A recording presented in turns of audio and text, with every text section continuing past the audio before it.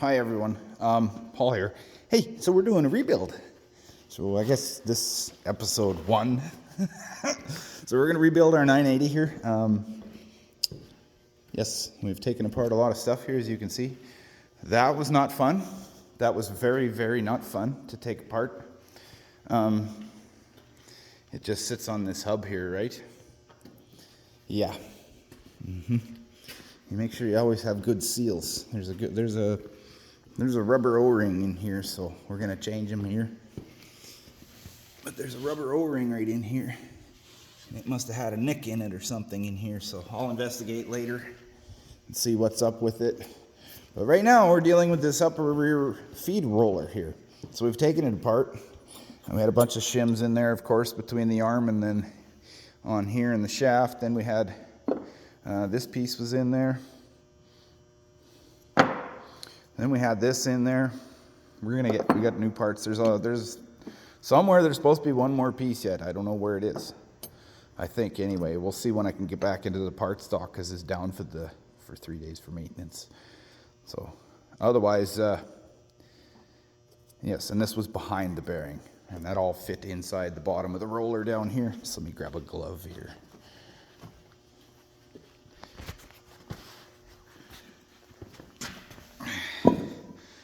So inside here, and hang on, I'll get you guys some light here. There we go. So you can see in there's actually a snap ring in here in the back, right there. Just make sure you check it.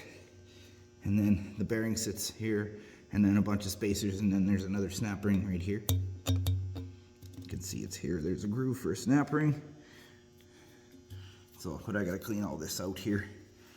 Probably take like a small little wire wheel or something like this on a drill and just kind of clean it up. Just be careful in there. And then of course, yeah, this bearing was seized. You can see it's actually right full of garbage. Here's the seal that was in there. So yep. And then yeah, there's supposed to be a metal sealing ring on the back side like this. And then in the front is actually a grease hole here that comes to the end, and then there's that grease nipple that's in there. Do I have it in the box here? The one that's extremely hard to find. Well, it's here somewhere. So it's probably over there on the steel table or something. But there's one in here, and they don't really show it very nice in the parts doc, or even in like parts diagrams at the dealer. But I did find out where there's more of them. You just look at the back axle for the steering, and that's where you'll find that grease nipple. And then you get the part number and write it down. I'm going to write that one on the wall. But what I'm doing now is I'm going to pull this hub here off. And I've gone ahead. Just hang on here.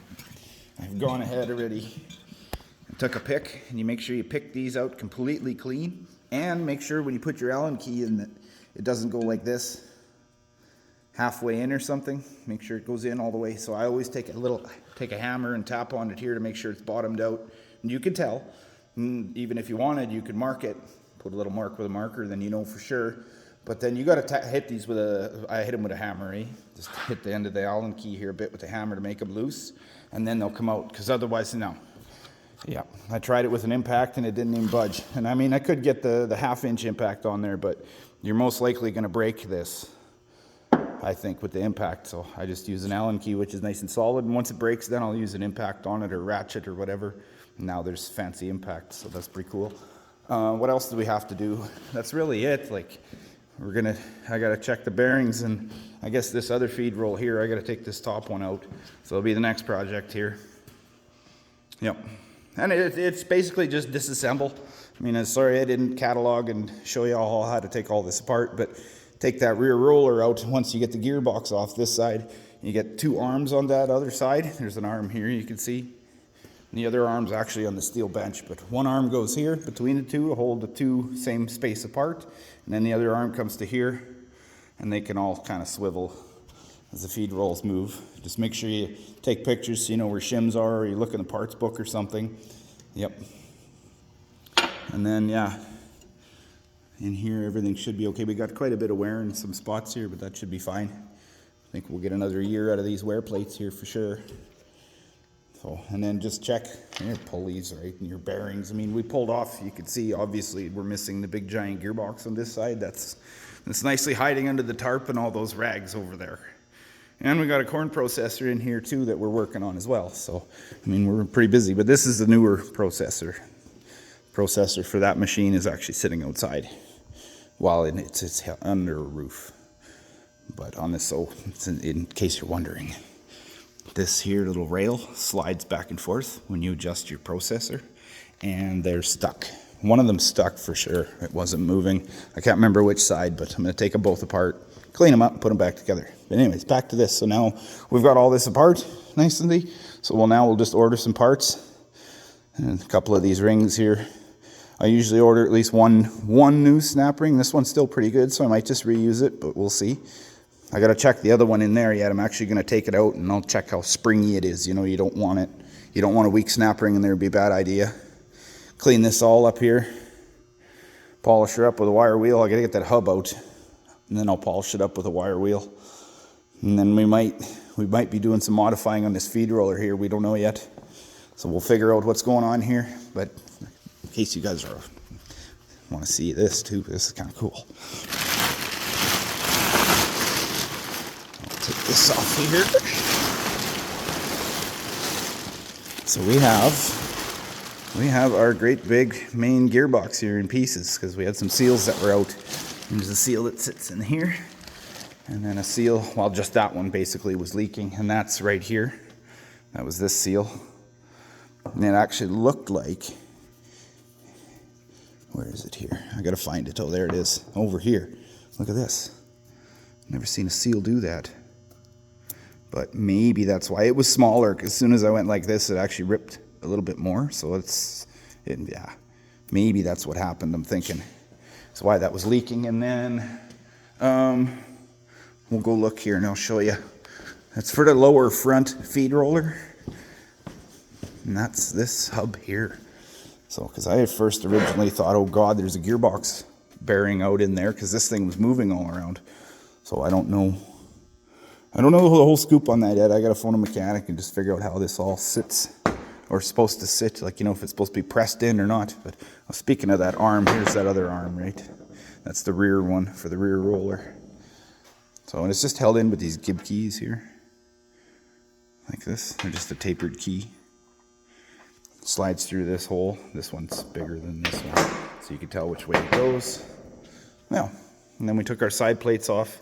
Make sure you label them. I did mark them and made corresponding marks on the feed roll housing. If you don't want to do that, take pictures or something then, if you don't want to do what I did. But I just put kind of a little too conspicuous of a number. But I mean, you're not going to see that. It's behind a gearbox, but still. Smart man would have put it here. Then you wouldn't have seen it when you put it all back together because it's underneath. That would have been the place to put it. But everything in here looks just peachy. Nice. Same over there. We got some shafts and some random parts there that are on the sides of here, those 90-degree boxes and stuff.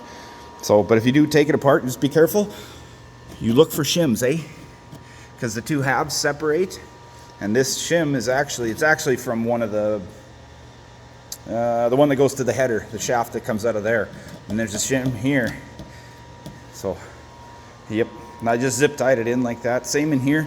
Like if this comes apart, you make sure there's no shims somewhere in this box that are gonna fall out, you know, when you flip it over or something to put the two halves together. So, but then make sure you clean it too. Clean it up real good. I'm probably just gonna end up picking it up by the top end over there and just stand it up a little bit and just give it a quick wash. Maybe, yeah, not water. No, not water. But something oil-based or whatever. I wouldn't recommend brake cleaning the thing. I mean, yeah, sure you can, but it's been pretty clean and I've kept it covered. So, and then like you can see some filings down there, just a little bit in the bottom, and then some on the plug there. It's not really that much, so it's kind of nice to see. Same with the teeth wear. We looked at all our teeth and checked the wear on here, checked our bearings. You know, there is a little. This is where that thing goes, that hub that's on the table over there fits in here, and you can see the splines in here, and there's actually like a little bearing here, so make sure you check this thing too. I don't know how it doesn't have any room, but it can move side to side, so I might just pull the snap ring and have just a look just to see that it's actually like supposed to do that, if you know what I mean. because maybe that's part of our problem. I don't know. So anyways, yes, that's what I'm up to. So I'm going to carry on here. So yeah, have a good day.